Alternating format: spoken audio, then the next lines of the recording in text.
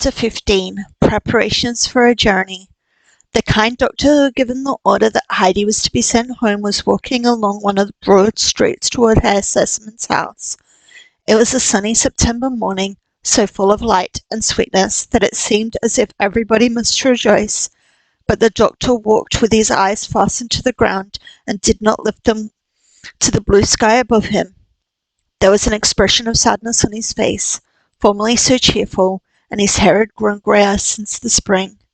The doctor had had an only daughter, who after his wife's death had been his sole and constant companion, but only a few months previously death had deprived him of his dear child, and he had never been the same bright and cheery man since.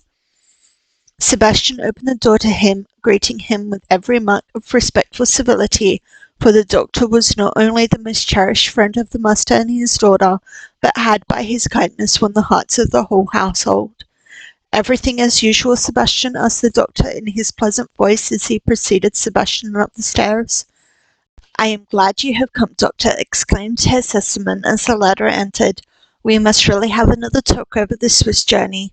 Do you still adhere to your decision, even though Clara is decidedly improving in health?" "My dear Sesemann, I never knew such a man as you," said the doctor as he sat down beside his friend. "I really wish your mother was here. Everything would be clear and straightforward then, and she would soon put things in right train. You sent for me 3 times yesterday only to ask the same question, though you know what I think." "Yes, I know. It's enough to make you out as patience with me. But you must understand, dear friend," and Herr Sesemann laid his hand imploringly on the doctor's shoulders, "that I feel I have not the courage to refuse the child what I have been promising her all along, and for months now she has been living on the thought of it day and night.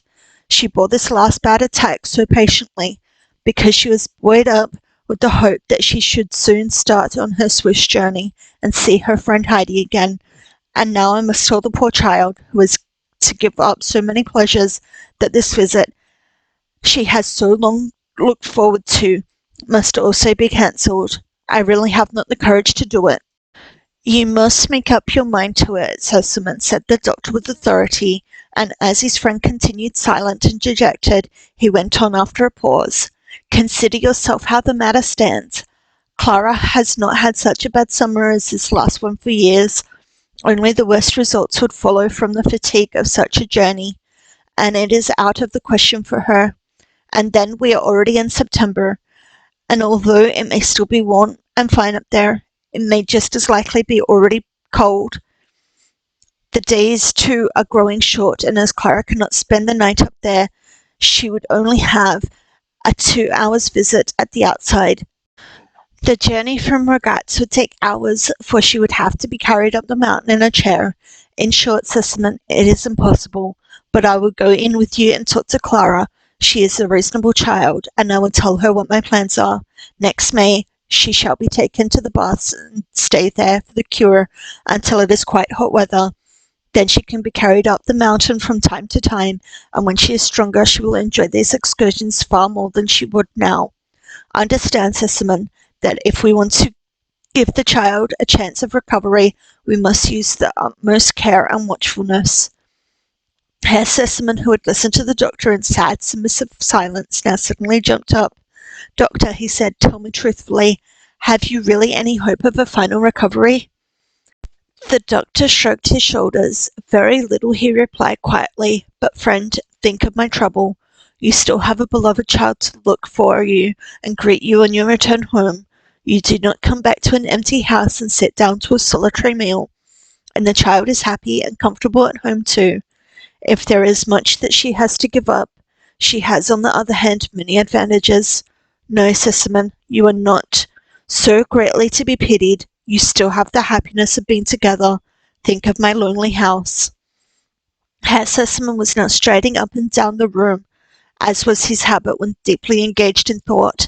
Suddenly he came to a pause beside his friend and laid his hand on his shoulder. "Doctor, I have an idea. I cannot bear to see you look as you do. You are no longer the same man. You must be taken out of yourself for a while, and what do you think I propose? That you shall take the journey and go and pay Heidi a visit in our name." The doctor was taken aback at this sudden proposal and wanted to make objections, but his friend gave him no time to say anything. He was so delighted with his idea that he seized the doctor by the arm and drew him into Clara's room. The kind doctor was always a welcome visitor to Clara, for he generally had something amusing to tell her.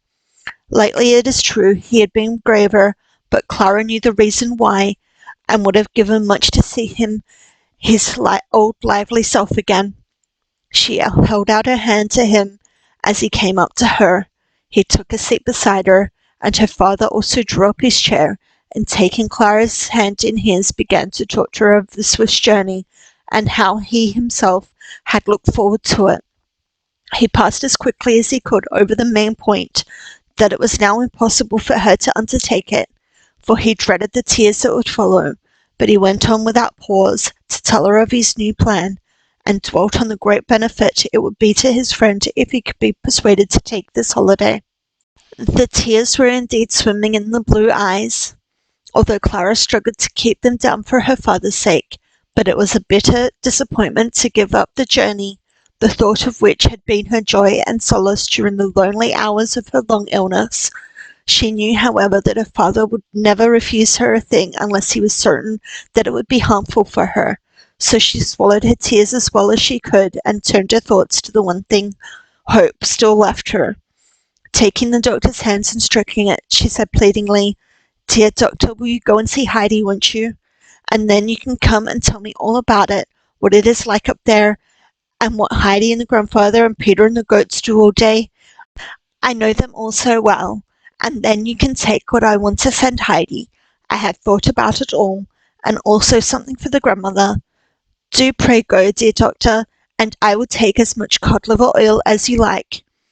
Whether this promise finally decided the doctor, it is impossible to say, but it is certain that he smiled and said, "Then I must certainly go, Clara, for you will then get as plump and strong as your father and I wish to see you, and have you decided when I am to start?"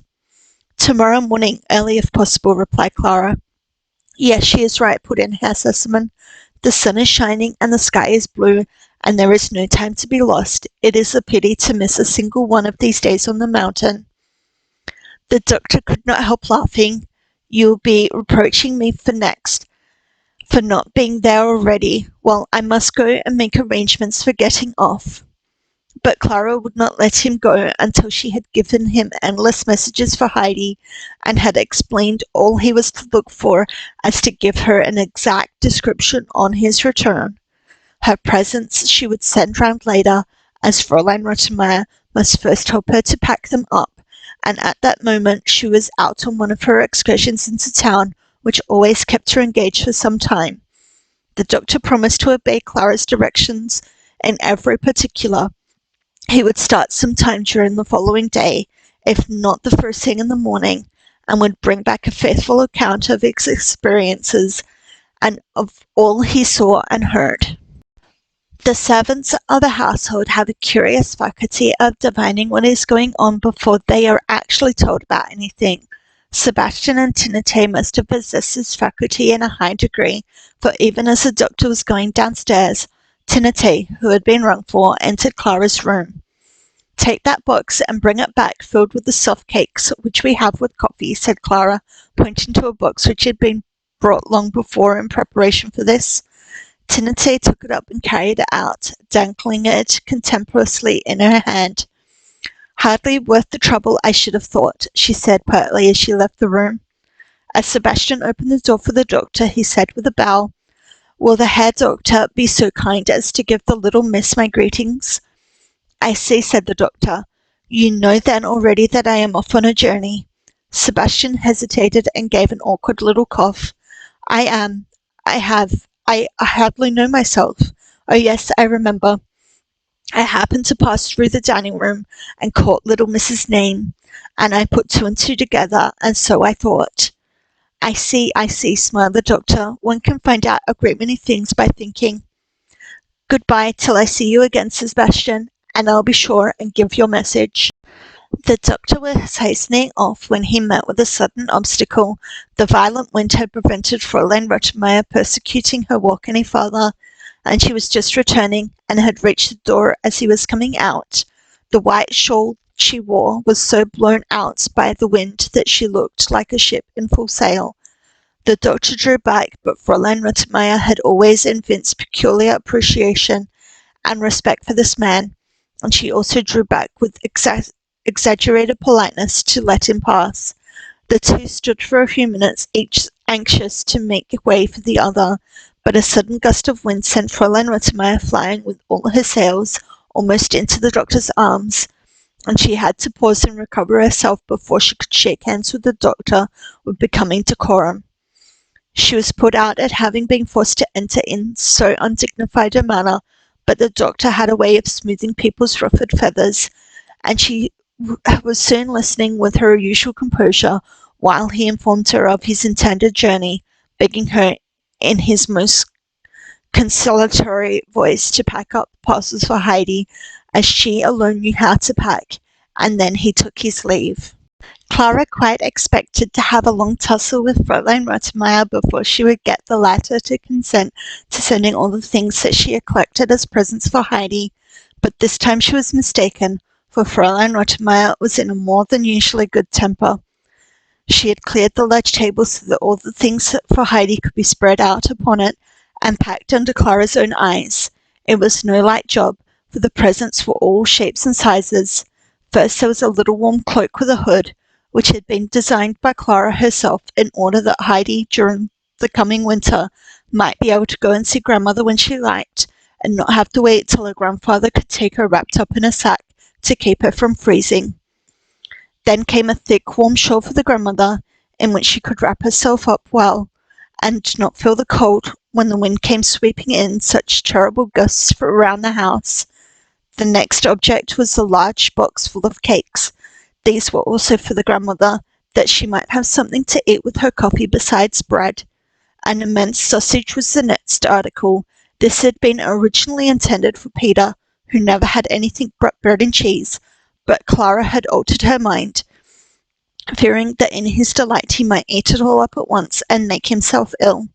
So she arranged to send it to Brigitta, who could take some for herself and the grandmother, and give Peter his portion out by degrees.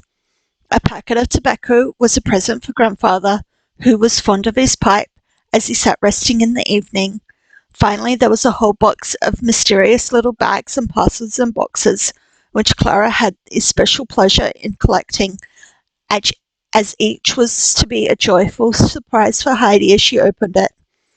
The work came to an end at last, and an imposing-looking package lay on the floor ready for transport. Fräulein Rottenmeier looked at it with satisfaction, lost in the consideration of the art of packing. Clara eyed it with pleasure, picturing Heidi's exclamations and jumps for joy and surprise when the huge parcel arrived at the hut. And now Sebastian came in, and lifting the package onto his shoulder, carried it off to be forwarded at once to the doctor's house.